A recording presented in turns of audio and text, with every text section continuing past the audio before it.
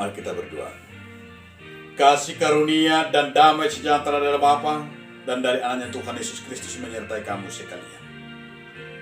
Amin. Firman Tuhan bagi kita hari ini tertulis dalam kitab Mazmur 23 ayat 6. Kebajikan dan kemurahan belaka akan mengikuti aku seumur hidupku, dan aku akan diam dalam rumah Tuhan sepanjang masa. Tuhan tahi dengan bahasa doa sini roha mengikuti aku saliling aku mangun. Jaladung mulak aku masuk aku mabangkas di Jakoba saliling-liling. Demikianlah firman Tuhan.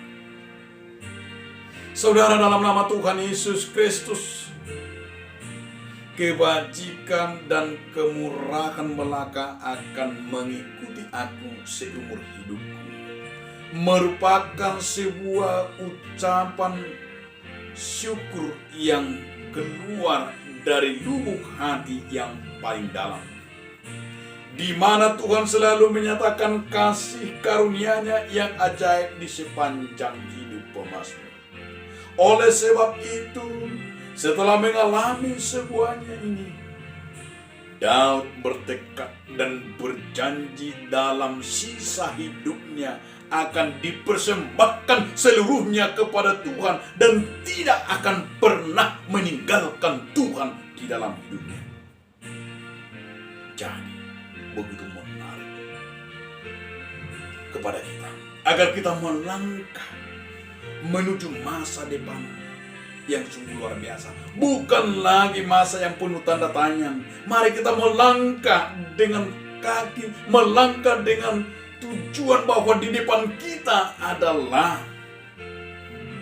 bahwa Tuhan yang mengikuti kita, bahwa kemurahan dan kebajikan Tuhan yang telah siap membantu kita dan akan memberikan kita keberanian dan hidup di jalan Tuhan.